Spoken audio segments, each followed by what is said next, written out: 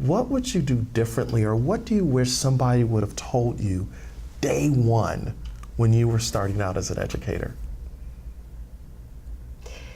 Well, what I wish people would have told, someone would have told me, is what I try to tell other people now. And it's listen loudly, assume positive intention, assume that whoever you're working with has a good reason for doing whatever. Assuming that they have positive intention, that really helps you get on the same side with him. You're not assuming that they're just being mean and difficult.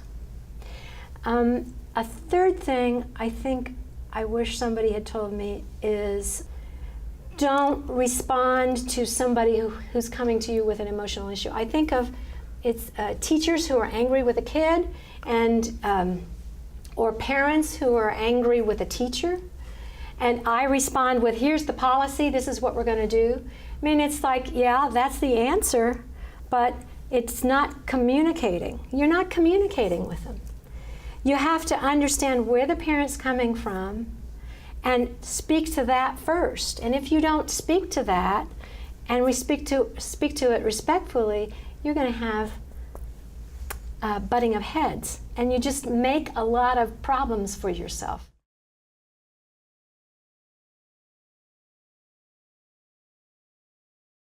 That's not the question I would ask. I guess I would advocate that central office become very clear that they are service-oriented, customer service, rather than being the bosses.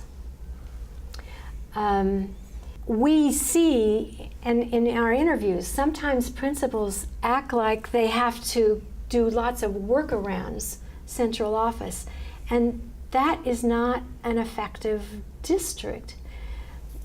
And you can have a great school here, but it won't be district-wide if you don't have the district. So I would say that the important piece is for district office to understand the student is at the center, and where is the student? The student's at the school. So thinking about, and that's one of the things I tried to do as superintendent, when a principal came to me and said, oh, I just wish we had da-da-da-da-da-da, I felt like I wanted to be the dream maker. I wanted to, I would find little pots of money here. Okay, I think you can have that extra position because I can fund it this way. Now you've got the money, you've got the position, now make it work. And you have 1 year. If it doesn't work, well, I'll take that money back. And it just, it gives commitment to, there's so much commitment on their part to make whatever it is work. And it's about helping kids fulfill a need, a barrier that principal felt was in the school. So I guess part of what I hope our book speaks to is not only the school principal, but also the district vision, student being in the center and everybody working around it. It's not the superintendent being the boss telling everybody what to do.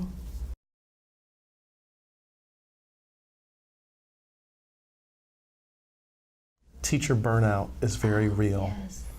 And being a teacher, principal, superintendent, what are some of the things that leaders listening to us can do to really deal with teacher burnout and to infuse teachers with hope and to really help them understand their calling and feel value? What would you offer as tips, tools, or techniques that leaders might be able to use? Well, I believe teachers burn out because they feel disempowered, they feel like nobody's listening, they feel like nobody respects them. It's really hard to be an educator these days. I mean, everybody knows what you should do and how you should do it because they've been to school. And on the other hand, we hold up in our society dropout millionaires as if the education that they had was irrelevant. And we don't want educators to feel irrelevant, and we don't want them to feel like they don't matter. They do matter. Education does matter. When you start having conversations with them and saying to them, you know, you really do this well. Tell me what you do to plan this, because the kids really are responding to this. Or when you say to somebody who's been working 30 years in the district, and now, you know, they're all these little pups and they come around and they have all these new ideas, and it's like, I've been there, honey. So what you do is you go in and you give them respect, and you say, this is really good. What part of it then can you use for this new idea? And how can you help us bring the things that you know to the young pups that will help them be stronger in things like student engagement and discipline, classroom management, and all those kinds of things. Suddenly, the disempowerment, suddenly the burnout goes away because they feel respected, they feel listened to, they feel like that they have something of value to give, and they become committed. Sometimes they become your most committed staff people on a new initiative because somebody has come to them and treated them with respect. It has to be authentic, but you have to look for what is their strength and then speak to that and bring it forward for everybody.